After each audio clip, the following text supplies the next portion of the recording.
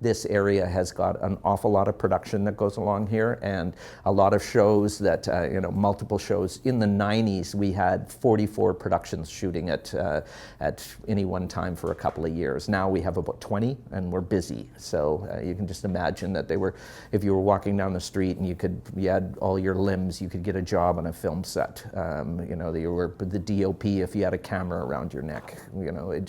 They were so frantic to get people. So the crews started to exponentially grow, and the talent pool started to grow as well. We started to get more schools that were bringing people into the marketplace.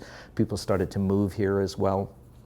And as a training ground, a lot of people grew up in this market, started working on shows, and doing small little roles as little kids, and then started to get more opportunities and more opportunities. And then those kids started to work on, Disney movies and started to garner attention in the international market. And that's when Los Angeles started to take notice of us, and we started to forge solid relationships, and people started to transit back and forth between Los Angeles and here, and you can grow up in this industry and get an awful lot of work and start to build that resume that is really impressive. Coming out of a market like this is a great thing, because if you were the most incredible actor but you lived in Poughkeepsie, Idaho, you would do a regional car commercial or the general store. Or maybe you could get you'd do some plays in school. You really wouldn't have an opportunity that we have here. We have so many things that are shooting here, so you can build a resume here. Don't diminish how exciting this place is. Everyone thinks that they must, especially young people, they get it in their head that they must flee. They must run to Los Angeles and they must get down there as soon as possible, or their career is going to be over, and that's wrong. First of all, you want that place to open its doors. You want them to go, come on in, we have a seat waiting for you. You don't want to try and kick the door open. You want people to pay attention and have some interest in you. Those people down there, they work in a very different market in a very different way than we have. There's about 350 active casting directors in Los Angeles. There's, I don't know how many thousand of agents and managers that are down in that marketplace. There's quite a few. There's a few 100,000 performers. And so what you want to do is make sure, if you're going to flee to that market and try and do it, is don't just pack up and go and I'm going to be discovered in a soda shop. It's not going to happen. You need to go down there with some stuff, some materials, a resume. You need to have some things that are going to make people stand up and take notice. Some materials that showcase you, that give you an opportunity for people to understand what you're all about, and they can start to market you. Don't try and make a demo that's 10 minutes long or 15 minutes long and expect that we're going to watch to find the subtleties of your performance to get to the end, to go, oh my God, that was tearful.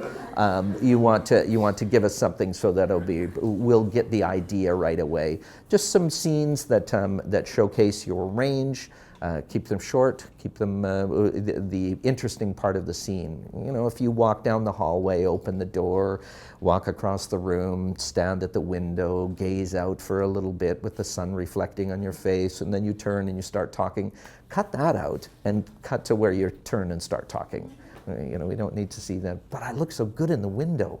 Yeah, I know, but you should always be trying to do something out in the marketplace. Once you graduate school, you don't have a structure anymore. You don't have to be here at the time. You don't have these people all around you. You're not going to have that support community that is right beside you to help you out. So you have to kick into a gear and start to do some things. And those things would be, we're really fortunate to have an incredible community that is building here. We have all of these schools that are putting out filmmakers, and so there are people that are coming fresh into the marketplace that need to build their resume. They need to build their opportunities. They need to make a showcase of things. Short films are an incredible opportunity for you to get to meet and collaborate with people at the beginning.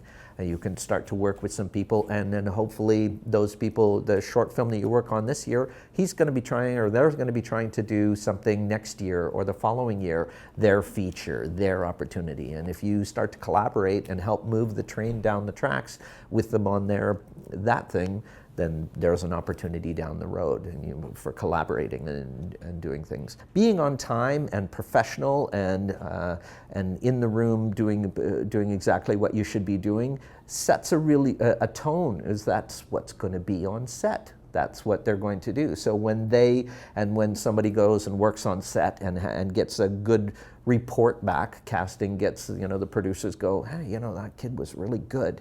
It was great. They were so on it. They were so big. They have that. Then that builds their confidence in you.